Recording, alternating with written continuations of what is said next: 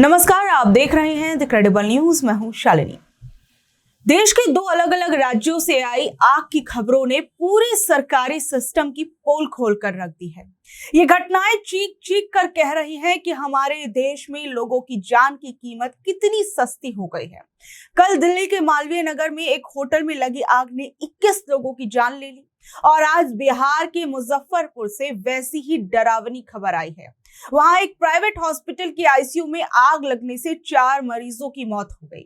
24 घंटे के अंदर हुए इन हादसों ने ये साफ कर दिया कि चाहे दिल्ली हो या बिहार, सुरक्षा के नियम सिर्फ कागजों पर ही रह गए हैं। बताया जा रहा है कि शॉर्ट सर्किट के बाद एसी में ब्लास्ट हुआ और आग पूरी मंजिल पर फैल गई। और शर्म की बात तो यह है कि जब मरीज आग में घिरे थे तब अस्पताल का स्टाफ उन्हें बचाने की बजाय मौके से भाग खड़ा हुआ।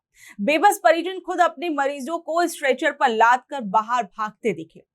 क्या हम ऐसे अस्पतालों के भरोसे अपनी जान छोड़ सकते हैं, जहां मुसीबत के वक्त कर्मचारी ही गायब हो गए? हादसे के वक्त सबसे बड़ी दिक्कत यह आई कि आईसीयू 5वीं मंजिल पर था। ना तो वहां से निकलने का सही रास्ता था और ना ही कोई इमरजेंसी प्लान था। दमकल कर्मियों को खिड़कियों और दरवाजे तोड़कर लोगों को बाहर निकालना पड़ा। सोचिए, सवाल यह है कि प्रशासन ऐसी इमारतों को लाइसेंस कैसे दे देता है जहां मरीजों तक को सुरक्षित बाहर निकालने के लिए जगह नहीं है। वहीं अगर हम दिल्ली के मालवीय नगर में आए तो यहाँ पर साउथ दिल्ली के मालवीय नगर में बुधवार सुबह एक बड़ा हादसा हो गया। एक गेस्ट हाउस में आग लगने से कम 21 लोगों की जान चली गई, जबकि कई बहुत से लोग घायल हो गए। घायलों को पास के अस्पताल में भर्ती कराया गया। बचाव कार्य के दौरान कुछ पुलिसकर्मी और रेस्क्यू कर्मचारी भी घायल हो गए, जिनका इलाज चल रहा है। दिल्ली पुलिस के मुताबिक सुबह लगभग 8:48 पर ये आग लगने की सूचना मिली। सूचना मिलते ही पुलिस, फायर ब्रिगेड वगैरह वहां पर पहुंच गए।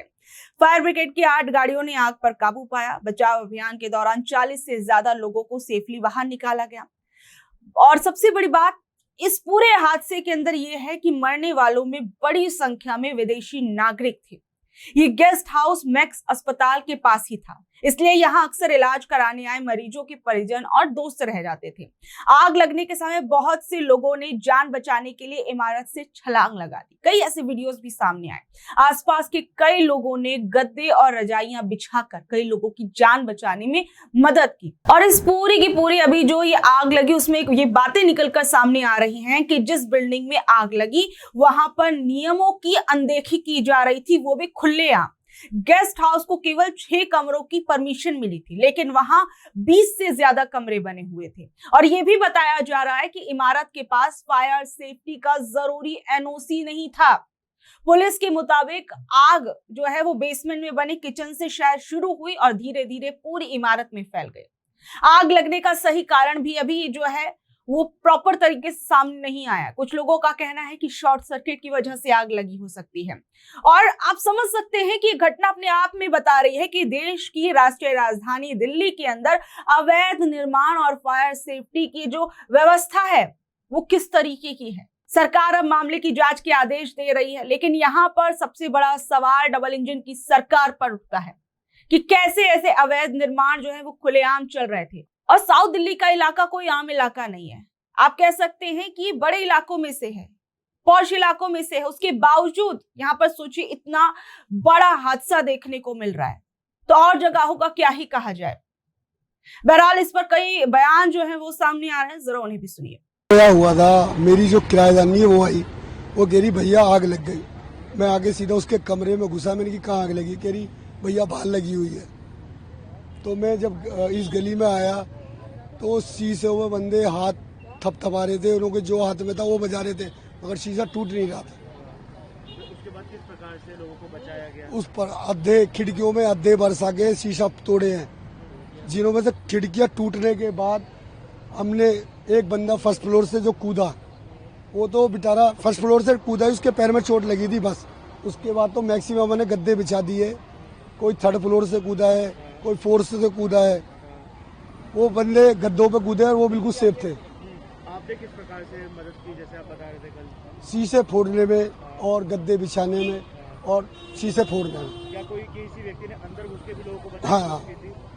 हमारा बीट अफसर, उस बंदे ने पूरी जान पे खेल गया अकेला। अंदर जाके? हाँ, अंदर। और जब लोग बाहर निकाले गए, तकरीबन कितने लोग रहे होंगे अंदर, कुछ अंदाजा? 15 के आसपास बंदे ने वो जंप कराए और अंदर से मैक्सिमम 30 के आसपास जो अपने हाथों से निकलवाए, 30 के आसपास थे जो खत्म थे। तो टोटल कितने लोग रहे होंगे?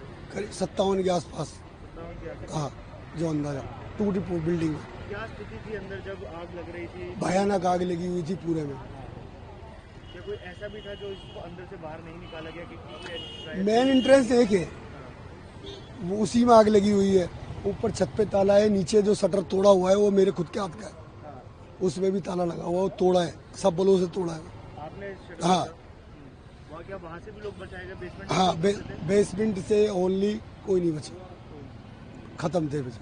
दम घुटने से हमारा, आग नहीं थी नीचा, धुआं जा रहा था, आग तो ऊपर लग रही थी।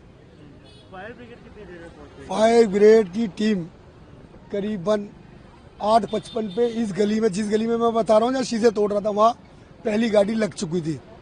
इंजरी है वो बताया, 8 दिन से इलाज। होटल मालिक और है ना प्रशासन से हम ये चाहते हैं कि हमारा ये कॉस्ट क्लियर हो सके। ठीक है, एक मिनट। हाँ जी भाई से क्या बताया उन्होंने? क्या था वो? बस ये बता रहे हैं कि ये टूटा हुआ है और ये इसमें चाके लगे हुए हैं, इन सभी में चाके लगे हुए हैं। कूद के जान बचाई थी। तीसरे फ्लोर। क्या करते हैं वहाँ? कपड़े कहाँ पे? होटल में? होटल में रह रहे थे, रोज आके यहाँ पे करवाते थे, फिजियोथेरेपी करवाने आते थे। क्या बताया उन्होंने, क्या हुआ था उस वक्त आग लगी? आग लगी हुई थी तो वो शीशा टूट नहीं रहा था तो तोड़े, तो फिर वो जाके वहाँ से कूदे। आपके भाई यहाँ पे इलाज कराते थे? 8 दिनों से। 8 दिनों से। और इसी होटल में रह रहे थे वो? हाँ हाँ। और ये आग जब लगी तो आपको कैसे पता चला? ये फोन आया था। किसका फोन है? विशाल का फोन आया था, जो इंजर हुए हैं। जो इंजर उन्होंने खुद फोन किया आपको? जब वो होश में आ गया ना तब वो फोन किया। अच्छा, आप अभी हॉस्पिटल में मिले उनसे? हाँ मिल गया। डिस्चार्ज कब तक होंगे वो? अभी डिस्चार्ज कहाँ थे? वो जब इंजरी है तो अभी कैसे डिस्चार्ज कर सकते हैं? बिल तो इतना बन गया और कोई